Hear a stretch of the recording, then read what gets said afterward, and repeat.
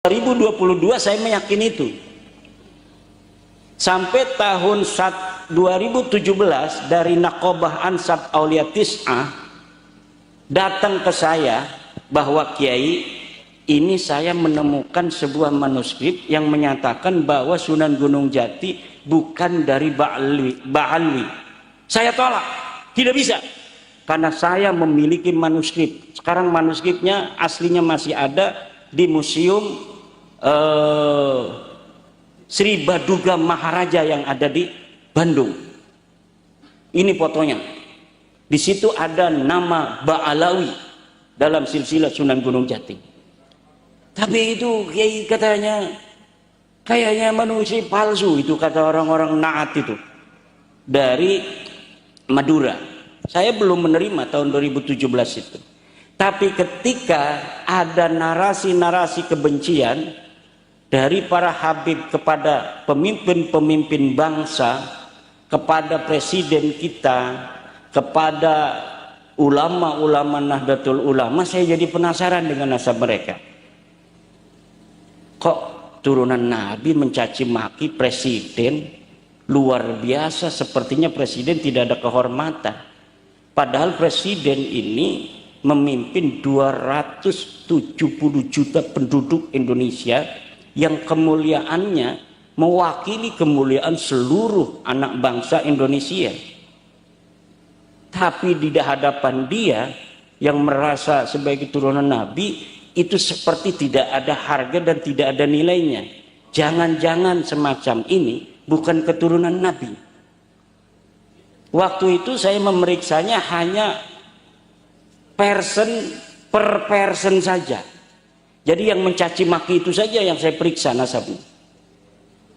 Setelah saya periksa nasab dua orang, Rizik Syihab dan Bahar Smith, dari mana itu dia menukil pendapat Ibnu Hajar? Tidak ada, hanya kebohongan saja. Tidak ada Ibnu Hajar dalam kitab Tuhfahnya, dalam kitab Fatawinya, dalam kitab-kitab yang lainnya menyatakan bahwa satu Habib yang bodoh lebih mulia daripada 7 kiai. Tidak ada. Lalu dari mana itu frasa? Itu dari kitab Ba'lawi sendiri, karya Zain bin Smith. Dalam kitab karya Zain bin Smith ditukil katanya Imam Ibnu Hajar berkata, seorang Habib yang bodoh lebih mulia dari 70 ulama. Betul atau tidak kutipan itu? Kutipan itu kutipan dusta. Tidak ada Ibnu Hajar dalam seluruh kitabnya mengatakan orang berilmu kalah dengan satu Habib yang bodoh. Jangankan 70 ulama, satu ulama saja tidak bisa dikalahkan oleh seorang turunan Nabi yang asli. Tidak ada. Bahkan Syekh Nawawi Tenara dalam Maraqil Ubudiyah, al-alimul ladzi la yantasibu ila an-nabiy yafuqu 60 darajah mimma yantasibu ila an-nabiy.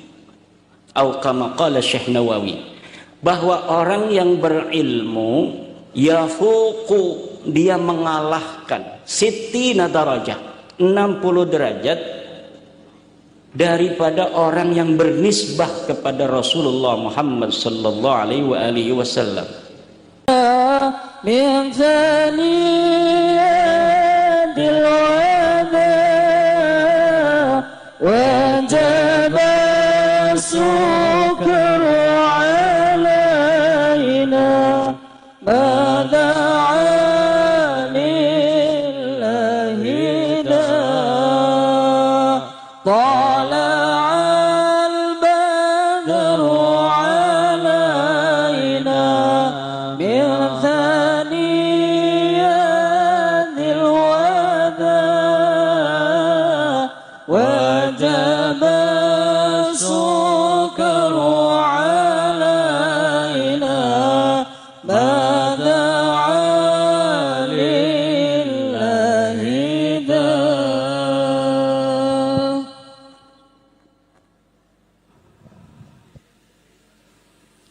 Assalamualaikum warahmatullahi wabarakatuh.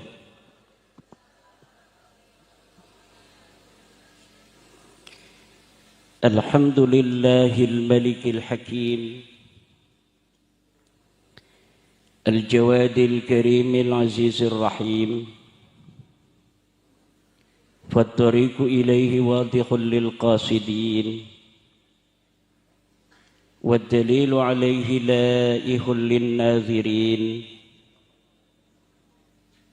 والصلاة والسلام على سيدنا محمد وعلى آله وصحبه الطيبين الطاهرين اللهم اجعل هذا المعهد معهدا مباركا تأتي تلامذته من كل مكان اللهم أمطر صبيب الرحمة على سيدنا الشيخ يزيد عبد الرحمن اللهم اغفر له وارحمه وعافه واعف عنه وأكرم نزله ووسع مدخله واغسله بالماء والثلج ونقه من الخطايا كما ينقى الثوب الأبيض من الدنس يا حي يا قيوم يا حنان يا منان يا ديان يا سلطان يا ذا الجلال والإكرام أما بعد حضرات المكرمين Ibunda Nyai Hajjah Aminah Yazid Abdul Rahman Mata'anallah bituli hayatiha, para kesepuhan pengasuh pondok pesantren Ar-Rahman MTS Al-Hikmah Kalikabong, wabil khusus Kiai Haji Nur Khalis, Kiai Haji Ridha dan Gus Wildan, serta semua anak-anak daripada Al-Maghfurlah Syekh Yazid Abdul Rahman, Bapak Dandim yang saya banggakan, Bapak Kapolres yang saya banggakan, Bapak Bupati, Ketua PWILS Purbalingga, Panglima Laskar PWILS Purbalingga, Ketua PCNU, dan seluruh teman-teman Banser yang hadir pada hari ini ikut mensemarakan acara Akhirus Sanah pondok pesantren ini. Semoga kita semua, bapak-bapak, ibu-ibu hadirin, dalam keberkahan, dipanjangkan umurnya, dibanyakkan rizkinya, dinaikkan derajatnya. Dan apabila ibu-ibu ada yang hamil pada malam hari ini, semoga anaknya jadi anak yang saleh-salehah, karena jadi pemimpin bangsa, pemimpin agama, ya karena membawa masyarakatnya, agamanya dan bangsanya ke dalam pencerahan yang akan mensejahterakan di dunia dan memasukkan dalam ridha Allah serta sampai ke dalam surga. Syukur kepada Allah, malam hari ini kita dapat berkumpul di tempat yang mulia ini, tempat yang penuh barokah, tempat yang dulu Waliullah Gus Dur radhiyallahu anhu pernah ke sini. Mudah-mudahan kita mendapatkan sabibar rahmah daripada atharus salihin, di mana dulu Gus Dur radhiyallahu anhu pernah datang kemari, dan mudah-mudahan kita semua dijadikan oleh Allah Subhanahu wa taala sebagai orang-orang yang dihitung olehnya mencintai para kekasih-kekasih Allah. Pondok pesantren Ar-Rahman ini diambil dari nama Yai Abdurrahman. Dalam Al-Quran itu frase Ibadur Rahman itu berbeda dengan frase Ibadullah. Dalam Al-Quran ada Ibadur Rahman, ada Ibadullah. Wa ibadur rahmanil ladina yamshuna fil ardi haunan wa idza khatabahumul jahiluna qalu salama. Frasa ibadullah, innal abrara yashrabuna min ka'sin kana mizajuha kafura ayna yashrabu biha ibadullah yufajjirunaha tabjira yufuna bin nadri wa yakhafuna yawman kana syarruhu mustatira wa yut'imuna at-ta'ama ala hubbihi miskinan wa yatiman wa asira. Ini berbeda antara ibadullah dan ibadur rahman. Ibadur rahman, ciri-ciri pertama yang diberitakan Allah di dalam Al-Quran, alladzina yamsuna 'alal ardi hauna. Orang-orang yang berjalan di atas muka bumi haunan. Syekh Nawawi Tenara Al-Bantani dalam tafsir Munir menafsiri haunan ini ala hayyinin wa sakinatin. Tenang, kalau berjalan di atas dunia enggak gerapa-gerupu kayak orang Jawa. Tuh, kayak orang Jawa kan berjalan tenang gitu. Tidak gerasa gerusu.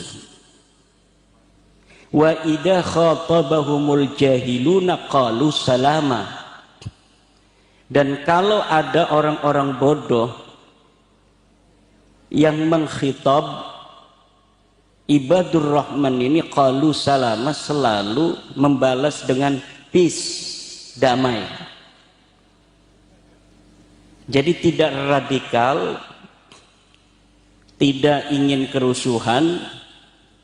Itulah ciri-ciri daripada ibadur rahman. Berbeda dengan ibadullah. Nah, ibadullah ini mempunyai ciri-ciri utama yang tadi saya bacakan di dalam Al-Quran,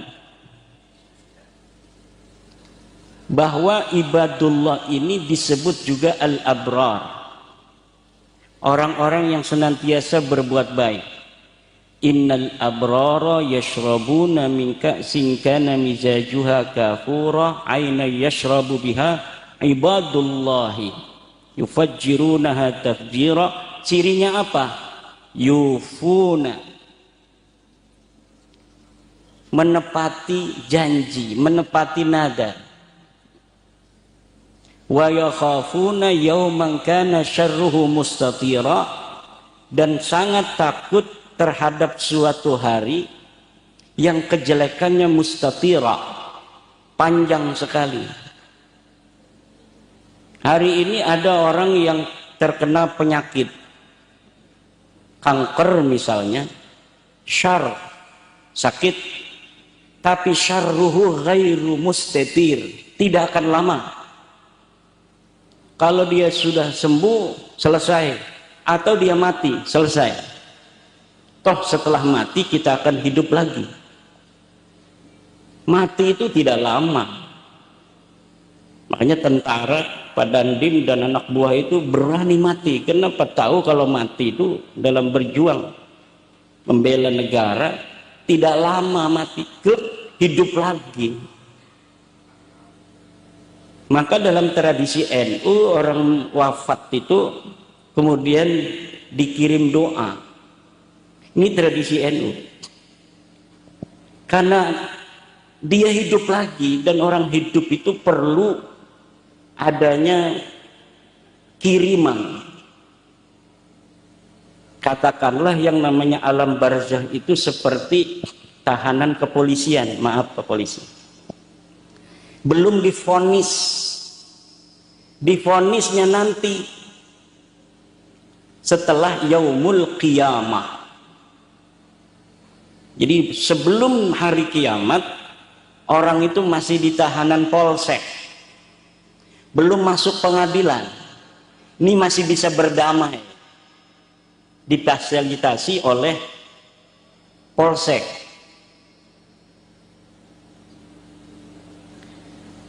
Ketika kita orang tua meninggal, atau saudara kita atau keluarga kita siapapun, orang NU biasanya 7 hari tahlil. Tahlil ini katanya bid'ah, karena nggak ada di zamannya Nabi tahlil-tahlilan. Majmu'u tahlil memang tidak ada di zaman Nabi, tetapi ajza'ut tahlil ini semuanya ada dalilnya. Pertama, orang tahlil itu kumpul itu apa? Dalilnya silaturahmi. Yang kedua, baca hadarat, baca Fatihah, Iqra'ul Qur'an, ada dalilnya, bacalah Al-Quran. Faqra'u ma tayassara minal Qur'an. Kemudian membaca tahlil, la ilaha illallah, la ilaha illallah. Ada dalilnya apa tidak? Ada dalilnya. Man qala la ilaha illallah dakhalal jannah. Makanya orang Wahabi bingung kalau ditanya, katanya yang namanya tahlil itu bid'ah. Setiap bid'ah itu dolalah, sesat. Kalau sesat berarti masuk neraka. Kullu dolalatin finnar. Sekarang saya tanya, wahai Wahabi, kalau orang lagi tahlil, kemudian sedang baca la ilaha illallah, la ilaha illallah, lalu dia mati, kira-kira masuk surga apa masuk neraka? Gak bakal bisa jawab dia. Hanya orang yang ba'idun minar rahmah yang mengatakan orang sedang membaca la ilaha illallah itu akan masuk neraka. Kalau orang lagi tahlil, kemudian dia baca Fatihah, a'udzu billahi minasyaitonir rajim, bismillahirrahmanirrahim, alhamdulillahi rabbil alamin, plak mati. Kira-kira masuk surga apa masuk neraka? Jawab. Diem aja ngerokok PWI. Orang baca Fatihah mati, masuk surga apa neraka? Surga. Siapa orang yang bilang orang baca Fatihah mati masuk neraka? Kemudian ada berkat. Apa berkat itu? Tasaddaqu, perintah bersedekah. Jadi walaupun tradisi tahlil yang ada di Nahdlatul Ulama itu tidak ada majmu', dalilul majmu', dalil keseluruhannya, tapi kalau dia diperinci, ditafsil, di ajza, semuanya ada dalilnya.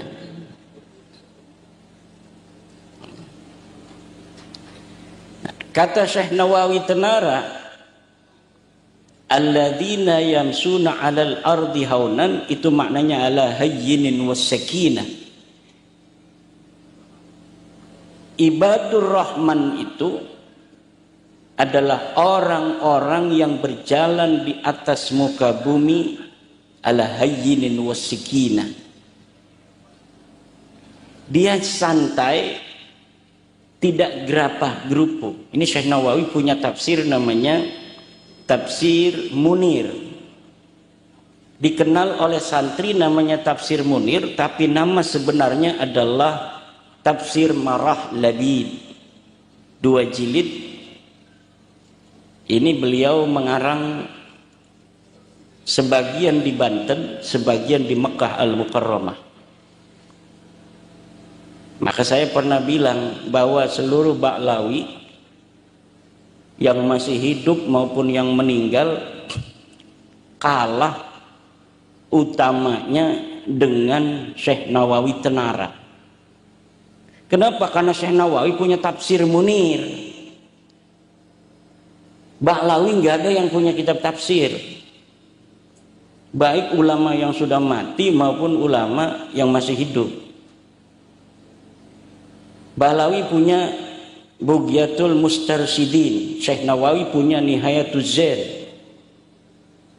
Bahlawi punya An-Nasaih Ad-Diniyah, Syekh Nawawi punya Nasaihul Ibad,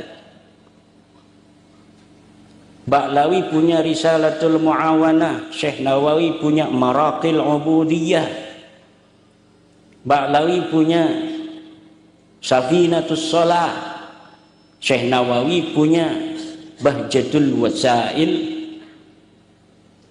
Gak ada yang bisa orang-orang Habib-Habib itu Bahlawi nyamain Syekh Nawawi dalam karyanya. Tidak ada.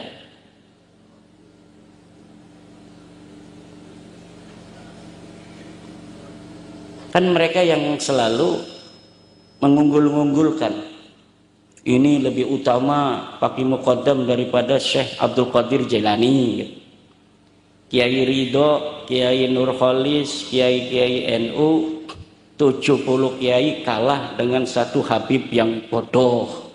Kan begitu? Nggak ada dalilnya. Sama sekali tidak ada dalilnya. Bahkan dalilnya dusta. Dusta pada siapa? Dusta kepada Ibnu Hajar.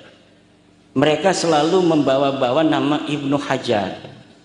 Katanya Ibnu Hajar dalam pendapatnya mengatakan 70 habaib lebih 70 kiai kalah oleh satu Habib yang bodoh. Dari mana itu dia menukil pendapat Ibnu Hajar? Tidak ada, hanya kebohongan saja. Tidak ada Ibnu Hajar dalam kitab Tuhfahnya, dalam kitab Fatawinya, dalam kitab-kitab yang lainnya menyatakan bahwa satu Habib yang bodoh lebih mulia daripada 7 kiai. Tidak ada. Lalu dari mana itu frasa? Itu dari kitab Bahlawi sendiri, karya Zain bin Smith. Dalam kitab karya Zain bin Smith ditukil katanya Imam Ibnu Hajar berkata, seorang Habib yang bodoh lebih mulia dari 70 ulama. Betul atau tidak kutipan itu? Kutipan itu kutipan dusta. Tidak ada Ibnu Hajar dalam seluruh kitabnya mengatakan orang berilmu kalah dengan satu Habib yang bodoh. Jangankan 70 ulama, satu ulama saja tidak bisa dikalahkan oleh seorang turunan Nabi yang asli. Tidak ada. Bahkan Syekh Nawawi Tenara dalam Maraqil Ubudiyah, al-alimul lidhi la yantasibu ilan nabiyyi yafuqu 60 darajah mimma yantasibu ilan nabi, atau kama qala Syekh Nawawi, bahwa orang yang berilmu yafuqu, dia mengalahkan 60 darajah, 60 derajat daripada orang yang bernisbah kepada Rasulullah Muhammad sallallahu alaihi wasallam. Begitu pula ulama-ulama yang lain, semacam Imam Al-Bujairimi mengatakan yang sama dengan Syekh Nawawi Tenara. Termasuk Ibnu Hajar. Lihat ini para santri, periksa dalam fatwa atau fatawi Ibnu Hajar, bagaimana pendapat Ibnu Hajar tentang kemuliaan ilmu dan kemuliaan siyadah, keturunan Nabi asli. Ini yang asli, bukan yang palsu. Kata Syekh Ibnu Hajar bahwa anak perempuan seorang alim tidak sekufu dibanding dengan anak seorang sayyid turunan Nabi yang asli yang bodoh. Jadi bapaknya sayyid ini bodoh, punya anak laki-laki. Di sini ada anaknya kiai punya anak perempuan, maka ini adamul kafaah bainahuma, tidak satu derajat di dalam pernikahan. Apabila perempuan anak kiainya ini tidak rela, apabila dia tidak suka, maka bapaknya tidak boleh mengijbar. Kan di dalam madzhab Syafi'i ada yang disebut wali mujbir. Mahwal waliyul mujbir. Wali mujbir adalah seorang ayah dan kakek yang bisa mengawinkan anak perawan tanpa seizin daripada anak perawannya itu, dengan syarat dinikahkan dengan orang yang berprestasi, yang satu kufu. Jika dinikahkan dalam keadaan ijbar itu tidak satu kufu, maka anaknya bisa lapor kepada hakim bahwa dia tidak setuju. Itu dalam madzhab Syafi'i. Jadi walaupun ada privilege bagi ayah kandung dan kakeknya, yaitu bisa menikahkan tanpa izin, tapi disyaratkan menikahkannya dengan orang yang berprestasi, dengan orang yang satu kufu. Tidak boleh menikahkan dengan orang yang sembarangan. Tapi kalau si anak perempuannya ini senang, walaupun tidak satu kufu, tidak satu derajat, sah nikahnya. Itu dalam fikih begitu. Tidak seperti Ba'lawi ini. Kalau nikah katanya anak perempuan Ba'lawi dengan orang Purbalingga, maka ini orang Purbalingga dihitung berzina seumur hidup. Dia tidak akan dapat syafaat dari Nabi sampai dia mengembalikan keperawanannya si anak Habib itu. Nah ini hadza laisa min ta'alimil Islam. Ini tidak ada dalam ajaran Islam, hanya ditemukan dalam buku-buku Talmud kaum Yahudi. Dalam buku-buku Talmud kaum Yahudi, kitab-kitab Talmudnya kaum Yahudi, ada ajaran semacam itu. Kalau seorang turunan Yahudi, perempuan dinikahkan bukan dengan Yahudi, maka pernikahannya tidak sah. Tapi dalam ajaran Islam tidak ada yang semacam itu. Lalu dia menggunakan ajarannya siapa kalau bukan menggunakan ajaran Islam? Dan ajaran-ajaran semacam ini banyak sekali rasisme yang di atasnamakan keturunan Nabi. Padahal ketika diperiksa, diteliti secara ilmu historis, tidak terbukti. Kenapa? Karena nasab itu bicara tentang perspektifnya. Ada perspektif biologis, ada perspektif historis, ada perspektif genealogis. Perspektif historis itu dilihat dari buku-buku sejarah. Betulkah pengakuan dia bahwa dia keturunan daripada seseorang di masa lalu yang besar? Ngaku keturunan Raden Wijaya, ngaku keturunan Sunan Gunung Jati, ngaku keturunan Sunan Ampel, ngaku keturunan Nabi Muhammad. Ini perlu adanya masdarun awwaliyun, bukti primer. Bukti itu ada bukti primer, ada bukti sekunder, ada bukti tersier. Bukti primer itu adalah buku yang dia tulis ketika dia hidup, yang menandakan bahwa dirinya betul-betul sosok historis, bukan fiktif. Misal Prabu Siliwangi menulis sebuah prasasti yang dikenal sekarang dengan batu tulis.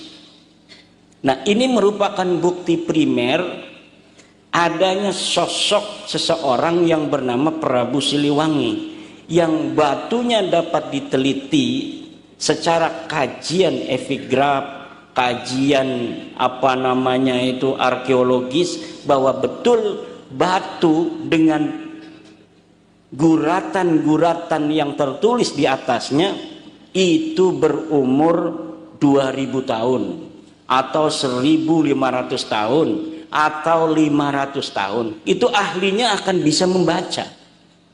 Jadi nggak bisa seseorang di masa kini beli batu yang umurnya 5000 tahun, kemudian dia gurat dengan guratan hari ini, lalu diatribusikan bahwa batu ini ditulis 500 tahun yang lalu. Ini bagi para ahli akan ketahuan bohongnya. Jangan sembarangan, walaupun batunya berumur 5000 tahun. Karena dari nisbah guratan dengan batu ini akan diketahui unsur-unsur apa yang membentuk tulisan ini bisa ada di dalam batu.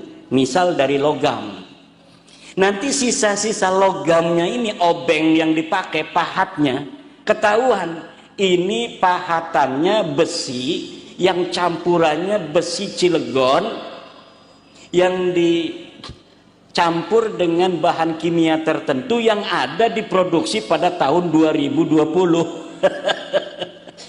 Itu akan ketahuan oleh para ahli. Nggak mungkin kedustaan itu tidak bisa dilacak. Contoh, tahun 1970 geger di Jawa Barat diketemukan sebuah naskah namanya naskah Wangsakerta, Kiai Ridho. Naskah Wangsakerta ini itu melampaui zamannya. Dia bicara tentang sejarah Jawa Barat, Banten, tetapi di dalamnya ada frasa-frasa penemuan yang hanya bisa dibaca kesimpulan itu setelah sebelum tahun 1970. Diberikannya tahunnya itu 1679, bahwa ini manuskrip Negara Kertabumi atau disebut naskah Wangsakerta karena katanya ditulis oleh seorang pangeran dari Cirebon namanya Pangeran Wangsakerta. Diberi angka tahun 1769. Di situ ada sejarah-sejarah yang sangat modern, seperti tentang teori evolusi Darwin.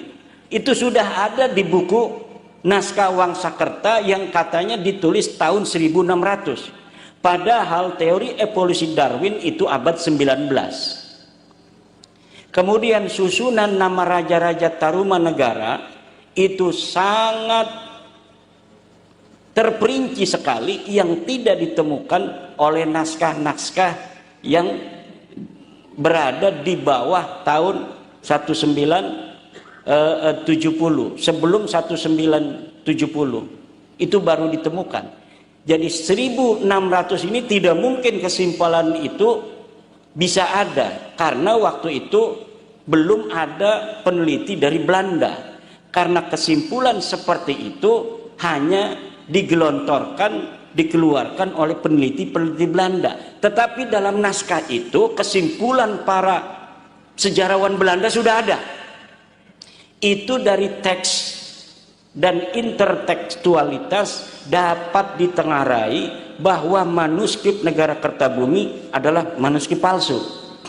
Lalu Profesor Bukhari dari Universitas Indonesia terjun ke lapangan memeriksa media yang dipakai. Medianya nampak begitu lusuh. Sepertinya ini manuskrip memang secara pandangan mata ini dibuat tahun 1600-an. Tapi ketika seorang ahli seperti Profesor Bukhari itu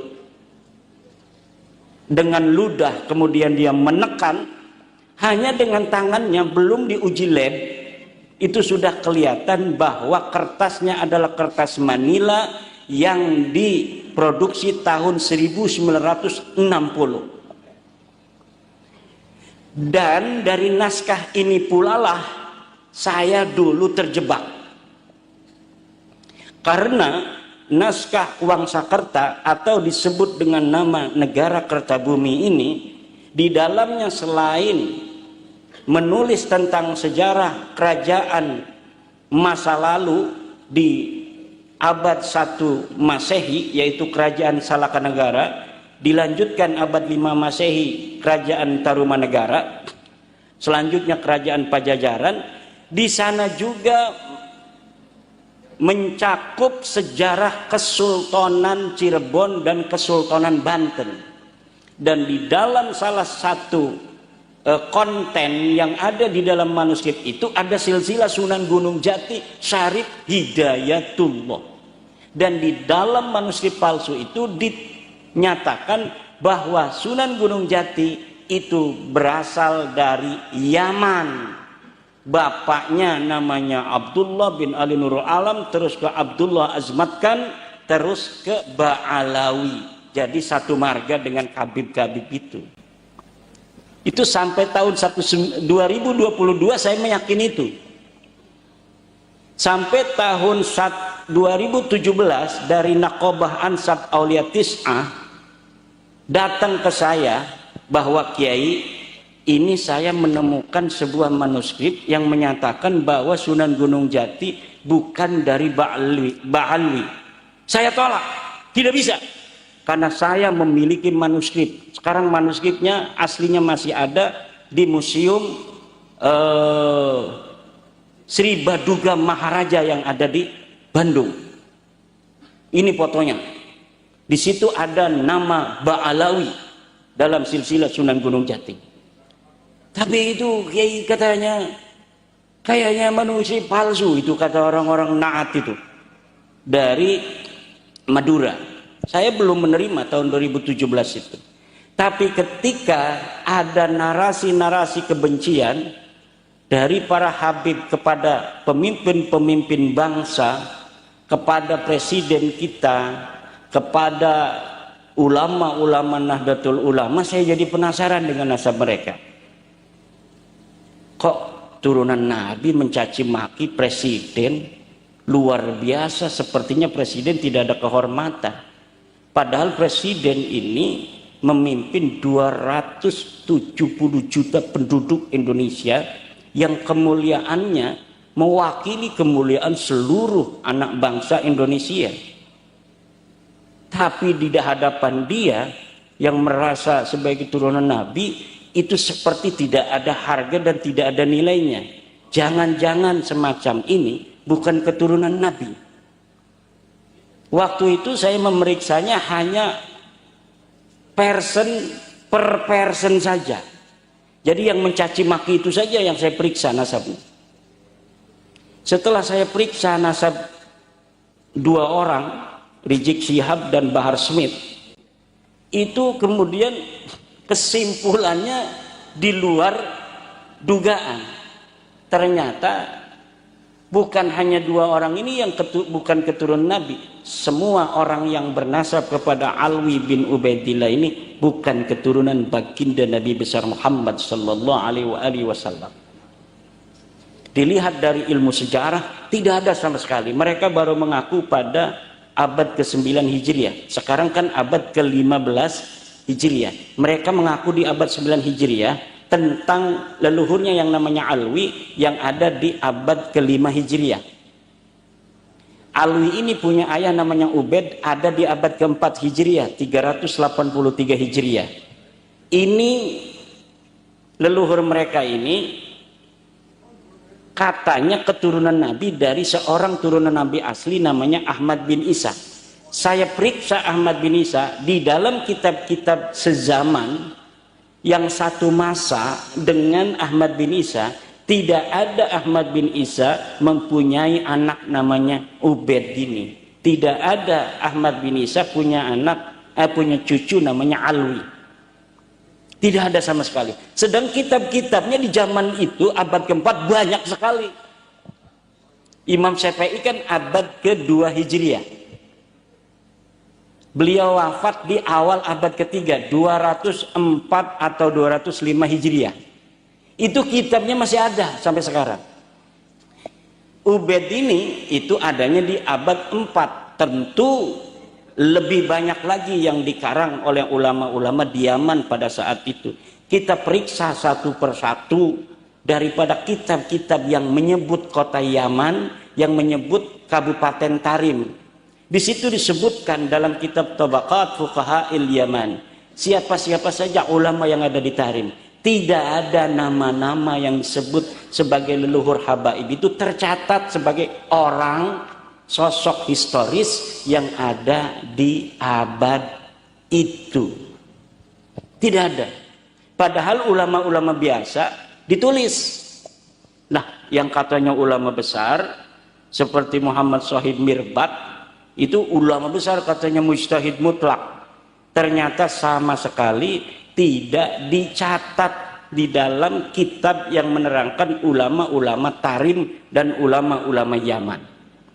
Misalnya begini, sekarang kan tahun 2025. Tahun 2025 ini di Purbalingga ada orang mencatat, misalnya Pak Agus Sukoco.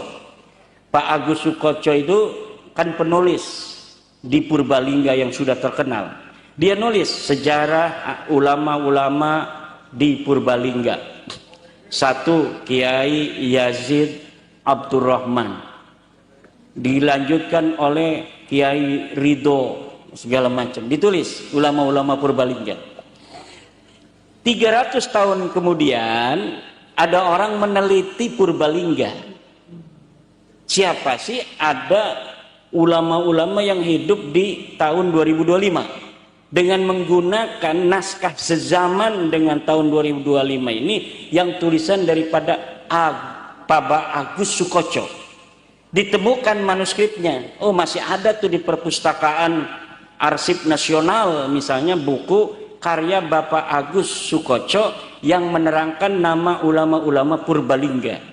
Oh, memang disebutkan ada kiai namanya Kiai Ridho. Betul, dia disebutkan di situ putra daripada Kiai Yazid Abdurrahman, kiai yang katanya galak pada masanya.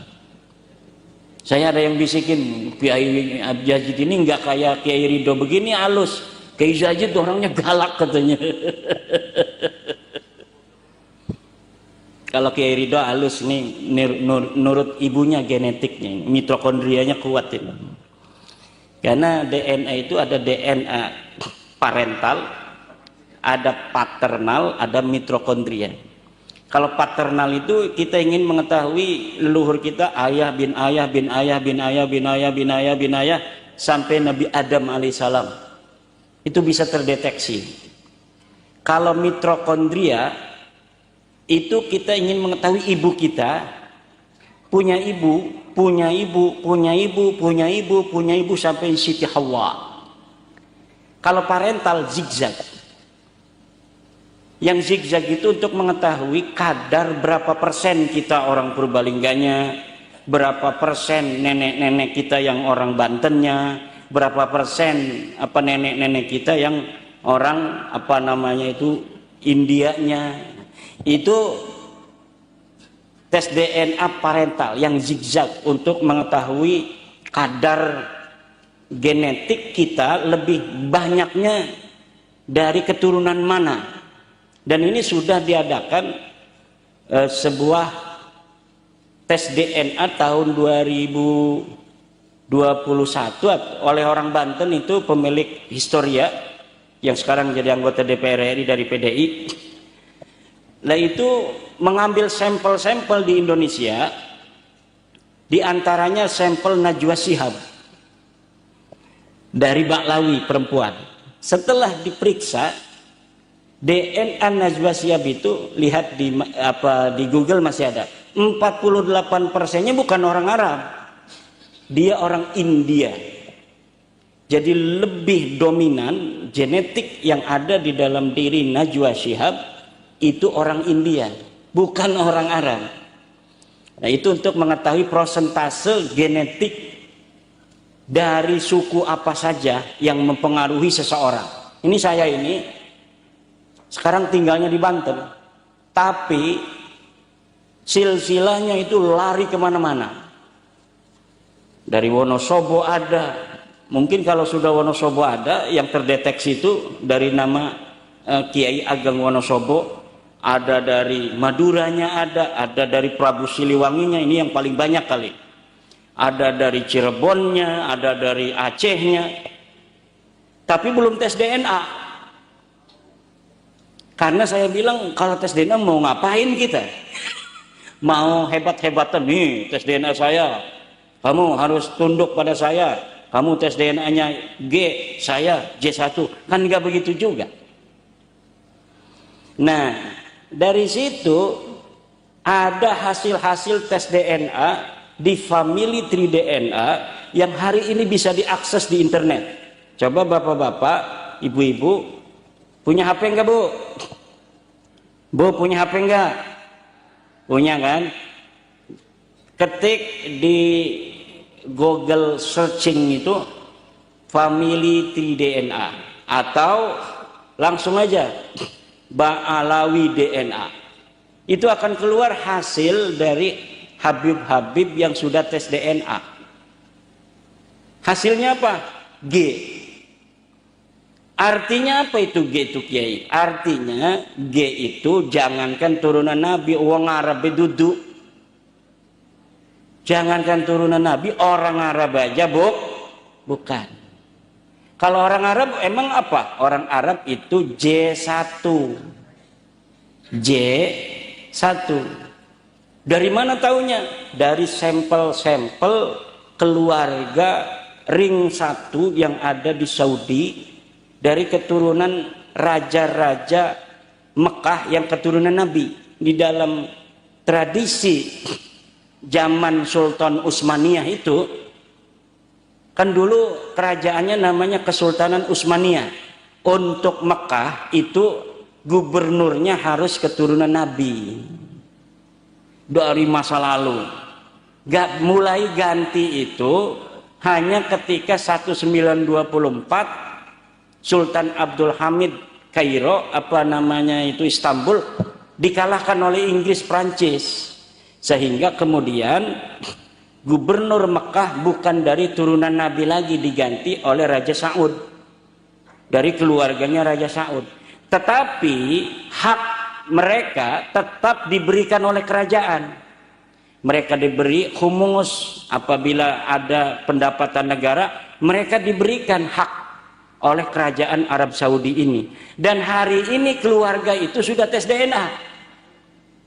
Yang keluarga turunan Nabi dari generasi ke generasi itu yang diketahui dan apa namanya terverifikasi dalam data sejarah, terverifikasi dalam ilmu nasab. Jadi kalau turunan Nabi, bapak-bapak, dari zaman dulu semenjak tahun 199 Hijriah itu sudah ada kitab. Ini Nabi punya anak Fatimah, Fatimah punya anak 2, Hasan Husain, Husain punya anak sekian, Hasan punya anak sekian.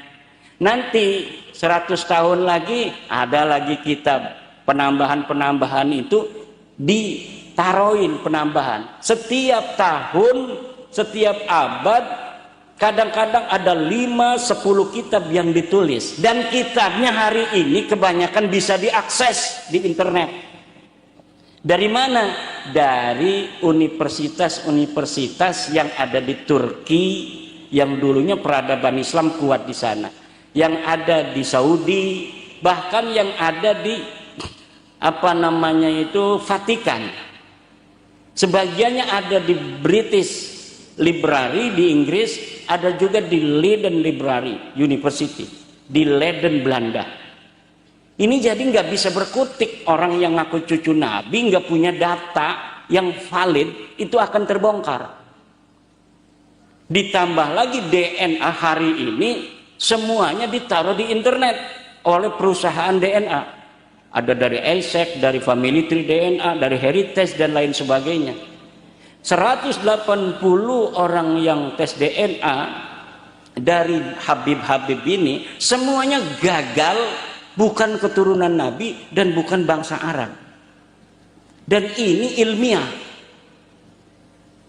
Jadi bukan hoak. Kalau hoak nggak boleh kita ngomong masalah Ini sesuatu yang belum jelas kemudian kita ungkapkan.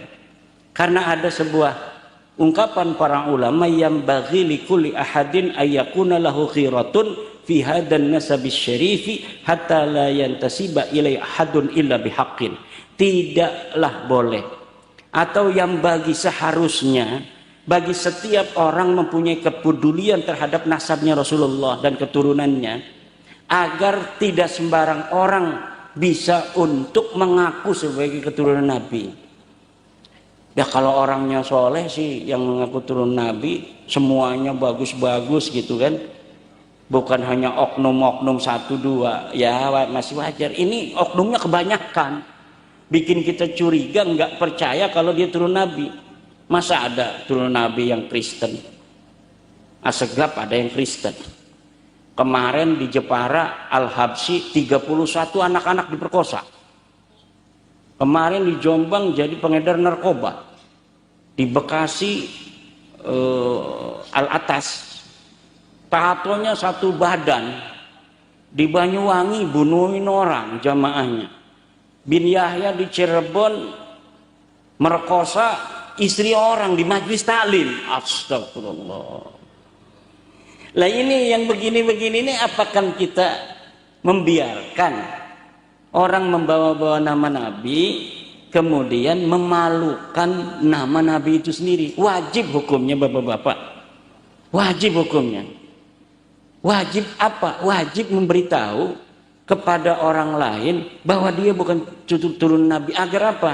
Agar nama Nabi tidak disematkan pada orang model begitu, karena terlalu banyak oknumnya. Yang satu caci maki para kiai, caci maki ulama, caci maki polisi, caci maki para pejabat. Lah RT itu pangkatnya tinggi loh. RT itu mengepalai 40 keluarga. Dia bukan RT acan berani mencaci maki seorang jenderal. Dalam ilmu sosial antropologi ini nggak masuk akal. Tapi kenapa terjadi? Dia merasa lebih tinggi dari sisi spiritual yang dimanipulasi itu. Dan ini yang kita harus potong. Agar saudara-saudara kita tidak dieksploitasi oleh oknum-oknum yang mengaku sebagai keturunan Nabi. Padahal dia tidak ada ikatan sama sekali dengan Rasulullah. Ini bahaya. Kalau misalnya 99% orang bohong nasab ini itu selalu berbuat baik, tiap ketemu orang, ketemu Pak TNI kasih duit 5 juta nih buat beli sepatu baru, ya kan? Ketemu polisi nih beli peluitan 5 juta, ketemu kiai ini buat beli BHS. Lah yang begitu itu udah suruh malsuin juga nggak apa-apa, membawa nama besar Rasulullah semakin hebat. Ya Rasul, orang yang mengaku cucumu ini luar biasa, sudah kami dicerahkan dengan Islam yang dibawa oleh engkau. Kamu punya anak cucu yang ngasih duit melulu begini. Kan itu membawa nama besar. Lah ini beda. Bawa nama Nabi, datang ke Gus Wildan, minta duit, dikasih uang sedikit, marah-marah. Ini tadi baru ngobrol dengan Gus Wildan. Iya kan, ini contoh ini. Ini fakta. Kan ada fakta, ada teori, ada hukum. Ini fakta loh. Sudah jadi teori, bahkan sudah jadi hukum. Bahwa mereka selalu membawa-bawa nama Nabi untuk mengeksploitasi orang yang masih percaya kepada dia bahwa turun Nabi, untuk diambil manfaatnya, baik secara materi maupun secara rohani. Secara rohani, kamu nggak dapat syafaat kalau nggak ikut aneh. Begitu. Nah ini yang harus dipotong. Wajib bagi semua ulama untuk memagari umatnya agar tidak dibodohi oleh orang-orang yang mengaku-ngaku keturunan Nabi, padahal dirinya tidak ada sama sekali kaitan dengan baginda Nabi. Nah, PWILS ini mohon maaf Pak polisi, dibentuk bukan dalam rangka untuk membuat kerja Pak polisi semakin sibuk, bukan. kami ingin mempunyai andil dalam kehidupan kami untuk memberi pencerahan terhadap masyarakat kami, terutama warga NU. Karena yang percaya akan penghormatan terhadap keturunan Nabi itu hanya orang NU. Orang Muhammadiyah itu sudah agak modern. Turunan Nabi atau bukan, tidak punya prestasi dalam hidupnya, tidak wajib dihormati. Memang itu ajaran Islamnya asli. Kalau ajaran NU ini ajaran yang ada tasawufnya, jadi ada nilai lebih tasawuf, dan ini dimanfaatkan karena tidak ada dalil satupun dalam Al-Quran, tidak ada dalil satupun dalam Al-Hadis yang mewajibkan umat Islam untuk menghormati keturunan Nabi. Tidak ada. Yang ada itu adalah menghormati ahli baitnya Nabi, keluarga Nabi yang ada pada masanya. Siapa dia? Sayyidina Ali, Sayyidina Fatimah, Sayyidina Hasan, Sayyidina Husain. Ini wajib dicintai, baik oleh orang yang ada pada masanya maupun oleh kita yang ada di hari ini. Kenapa? Karena di hari ini pun banyak orang yang mencaci 4 orang ini. Kenapa? Ajaran daripada konstelasi politik masa lalu yang kemudian menjadi ideologi ajaran kepada merambah kepada ideologis. Jadi bukan hanya tentang politik di masa lalu yang berseberangan, kemudian menjadi dogma ajaran agama. Dari orang-orang Wahabi lebih mengutamakan Sayyidina Abu Bakar, Umar, Utsman. Dari orang Syiah lebih mengutamakan Sayyidina Ali, menantu Nabi dan keluarga Nabi. Nah, dogma ini kemudian sampai saat ini melahirkan Wahabi, di sini melahirkan Syiah. NU ada di tengah-tengah. Ahlussunnah wal Jamaah Asy'ariyah mencintai keluarga Nabi dan menghormati para sahabat Nabi. Nah, dari konteks mencintai keluarga Nabi, ada yang menafsiri keturunannya pun masuk ke dalam keluarga Nabi. Padahal kan ahli bait itu kayak sekarang ibunda Nyai Aminah, ahli baitnya siapa? Ahli baitnya satu Gus Ridho, Gus Wildan, kemudian menantu Kiai Nurholis, dan anak-anak yang lainnya, itu namanya ahli bait. Lah kalau keturunan udah 1400 tahun masa masih disebut ahli bait? Bait itu rumah. Rumah itu hanya ada di zaman Nabi kan? Rumahnya Nabi. Nah itulah ahli baitnya Nabi. Lah kalau sekarang ahli bait itu berkembang sampai keturunan yang sudah 1400 tahun, itu secara dalil tidak kena. Tetapi dalam tradisi tasawuf Nahdlatul Ulama itu masih diambil dalam keberkahan. Mudah-mudahan saja ada berkah. Tapi secara dalil tidak ada. Siapa yang berani membawa dalil satupun dari Al-Quran hadis bahwa kita wajib mencintai keturunan Nabi? Tidak ada. Oh ada katanya di kitab kuning. Baik mana? Qala al-Imam Asy-Sya'rani radhiyallahu anhu mahabbatu dzurriyyatin nabiyyi wajibatun. Itu bukan dalil namanya. Itu tesis kesimpulan seorang ulama. Tesis itu yahtaju ila dalilin. Dia membutuhkan dalil. Dalilnya mana? Oh enggak ada, enggak disebutin. Nah itu namanya kesimpulan yang boleh dipercaya, boleh tidak. Kalau sebuah dalil kalau sebuah ucapan ulama ada dalil dari Al-Quran, wajib kita mengikuti. Misal, dalam tradisi Nahdlatul Ulama ada yang disebut karomah, ada yang disebut khurafat.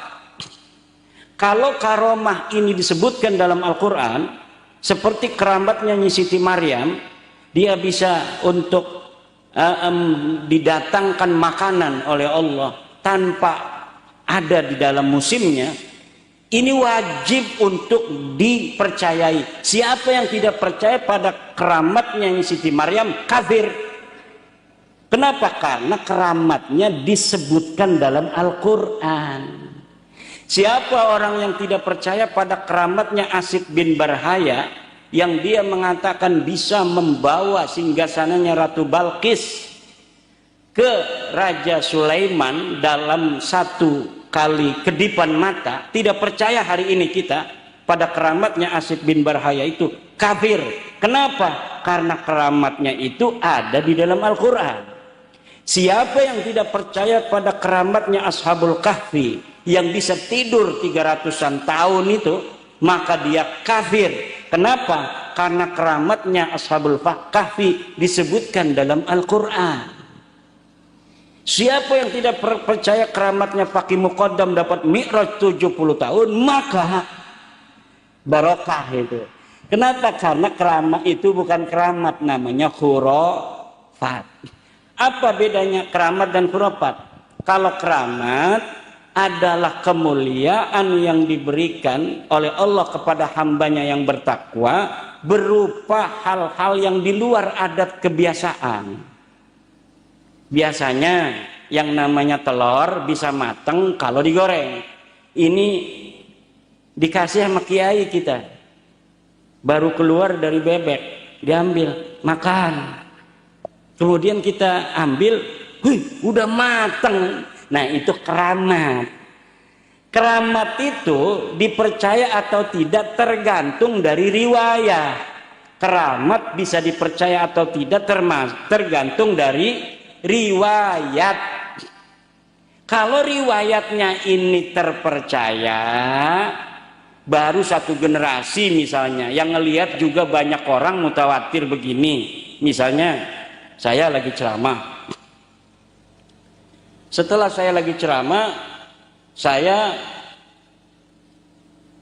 ini jampe ini aqua ditumpahin ke gelasnya Kiai Ridho. Semua orang menyaksikan, jalan sendiri nih ya, ding ding ding ding ding ding semut gitu. Nah, itu disaksikan orang banyak. Ini ribuan yang hadir, belum yang di belakang yang pakai layar. Nah, ini mutawatir, ini qat'i. Orang yang tidak mempercayainya itu mukabarah. Orang yang melawan kebenaran karena riwayatnya qat'i. Tapi kalau keramat-keramat atau bukan keramat, nggak boleh kita bilang keramat. Khurafat-khurafat yang sering kita lihat di YouTube dari Ba'lawi, bahwa kakeknya bisa mi'raj 70 kali ke langit. Dari mana taunya? Siapa yang meriwayatkan? Oh, dalam kitabnya Ali Asakron, ada di abad 9 Hijriah. Faqih Muqaddamnya ada di abad berapa? Oh, dia meninggal 653 Hijriah. Berapa ratus tahun jangkanya antara Faqih Muqaddam dan Ali Asakron, orang yang pertama mencatatnya? Oh, sekian ratus tahun, 300-an tahun misalnya. Lalu dari mana Ali Asakron mendapat riwayat itu? Dia tidak menyebutkannya. Pokoknya kita wajib percaya. Nggak bisa. Itu namanya dusta. Itu bukan cerita keramat, itu namanya khurafat. Apa? Khurafat itu.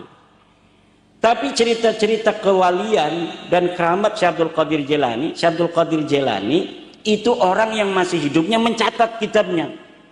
Bahwa Syekh Abdul Qadir Jailani dhaharat karamatuhu amaman nas, bahwa keramatnya Syekh Abdul Qadir Jailani terlihat di tengah-tengah manusia. Itu dicatat oleh siapa? Oleh orang yang hidup pada zamannya Syekh Abdul Qadir Jailani.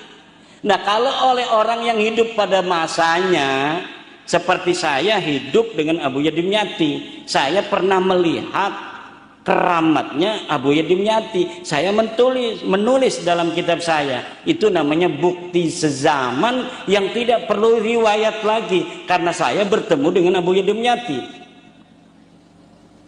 Tapi Ali Asakron ada di abad 9 895 Hijriah, dia menulis kitab Al-Burqatul Musyiqqah menyebut keramatnya Faqih Muqaddam yang hidup di 653 Hijriah tanpa ada sanad, tanpa ada riwayat.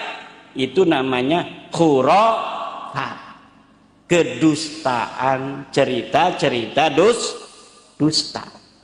Siapa dari Balawi ulamanya yang hebat yang mampu datang ke saya membawa sebuah dalil bahwa seorang Faqih Muqaddam pernah hidup di alam dunia? Silahkan datang bawa dalilnya. Enggak ada. Orang itu enggak pernah ada di dunia. Dari mana taunya? Dari kitab-kitab yang ada pada masa Faqih Muqaddam itu hidup, disebutkan siapa saja orang yang pernah hidup di tarim dari ulama, tidak pernah menyebutkan ada seorang namanya Muhammad bin Ali Faqih Muqaddam. Tidak ada. Siapa yang bisa membantah? Tidak bisa. Karena membantah itu perlu dalil. Al-man'u itu harus ada dalil. Dalilna kalau dalilna sudah, kata Roma Irama, menyerah saja. Nggak mau nyerah, malah marah-marah sama saya. Dajjal, Imad itu dajjal, pengadu domba, masuk neraka dia. Yang masuk neraka yang bohong dong. Masa yang nyampein kebenaran masuk neraka? Betul apa tidak? Betul apa tidak? Nah, ini kenapa saya sampaikan juga, ini mohon maaf, ini ada Bapak Dandim, ada Bapak Kapolres dan sebagainya, agar memahami ini. Terserah nanti Bapak kesimpulannya kan itu masing-masing. Bisa diteliti juga, ada pakar-pakarnya beliau-beliau ini nanti. Nah, ini nanti bisa untuk menjadi rembukan bagi siapa saja yang ingin meneliti. Dan siapa orang yang ingin mempunyai pendahuluan, silakan baca buku saya Ulama Nusantara Menggugat Nasab Palsu, bisa di-download di internet. Di situ dalil-dalilnya beserta pemalsuan-pemalsuan kitab yang mereka lakukan dapat dilihat dan dapat diverifikasi, karena saya menyantumkan halaman berapa, percetakannya apa, apabila dia masih berupa manuskrip, ada di perpustakaan apa, di kota apa. Ibu bapak hadirin ma'asyiral muslimin rahimakumullah, dan yang perlu diketahui lagi, apa yang kami ungkapkan ini bukan karena kebencian, tetapi ingin saudara-saudara kami yang biasa dieksploitasi secara rohani dan materi itu tidak terjadi lagi di masa yang akan datang. Mudah-mudahan pertemuan silaturahmi kita malam hari ini ada keberkahan. Ini tadi acara di Aqsal Madinah sampai sore, alhamdulillah berjalan lancar. 18 pengurus PWI sudah dilantik, dan semoga dapat memberikan yang terbaik untuk bangsa dan negara, terutama untuk umat Islam warga Nahdlatul Ulama. Demikian Ki Ridho, mohon maaf. Mudah-mudahan silaturahmi saya ini mengandung keberkahan buat saya, dan mudah-mudahan ayahanda Syekhuna Kiai Haji Yazid Abdul Rahman, Allah tambah derajatnya di alam sana, dan anak cucunya mudah-mudahan jadi ulama, jadi pemimpin agama dan pemimpin negara. Demikian, mohon maaf. Wallahu huwal muwaffiqu ila aqwami thoriqin. Wassalamualaikum warahmatullahi wabarakatuh.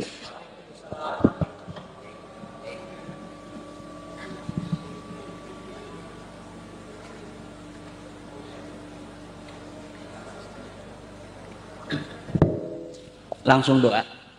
Mari kita sama-sama berdoa. Assalamualaikum ya ayuhan nabi wa rahmatullahi wa barakatuh. Assalamualaikum ahla baiti rasulillah. Assalamualaikum Sayyidina Ali. Assalamualaikum Sayyidatana Fatimah. Assalamualaikum Sayyidina Al-Hasan. Assalamualaikum Sayyidina Al-Husain. Assalamualaikum يا سيدي الشيخ عبد القادر الجيلاني يا سيدي الشيخ عبد القادر يا سيدي الشيخ يا سيدي الشيخ يا الله ببركة الشيخ عبد القادر اللهم إني أتوسل وأتوجه بنبيك المختار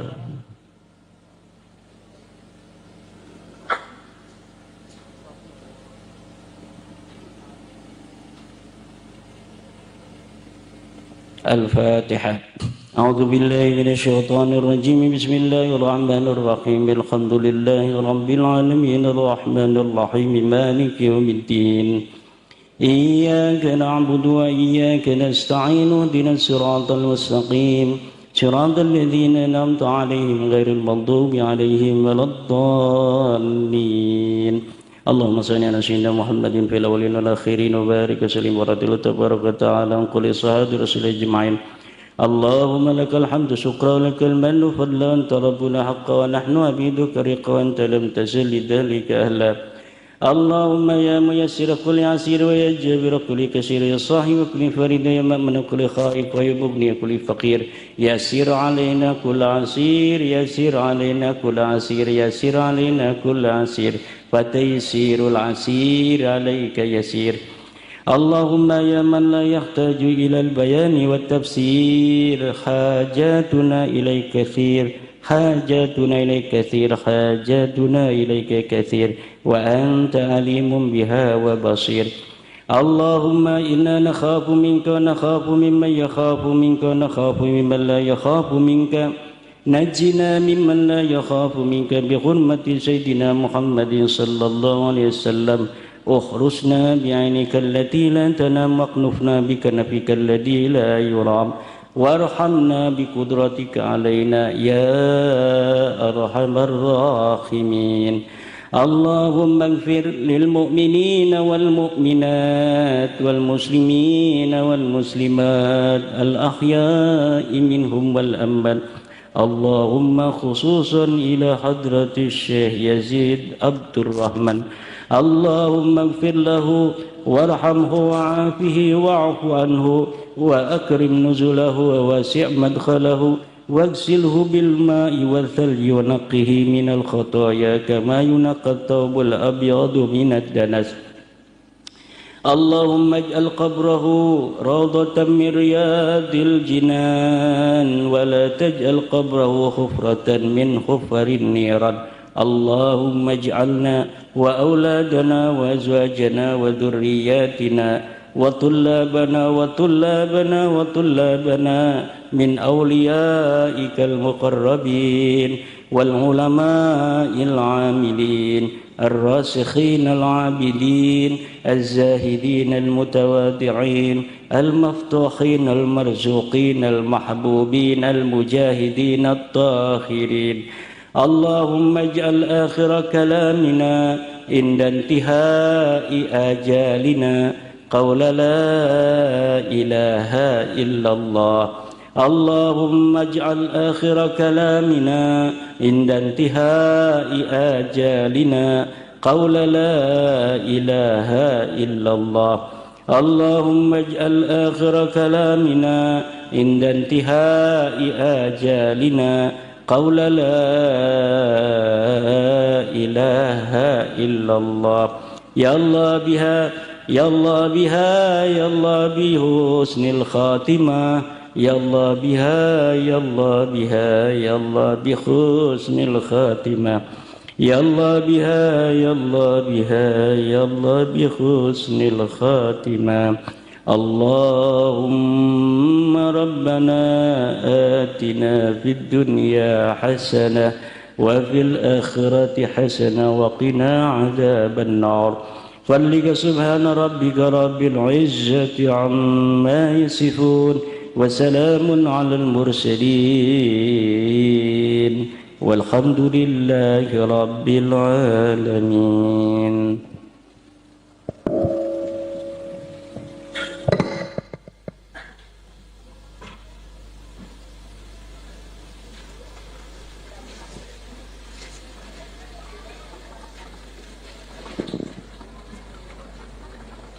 Padanya kami hatur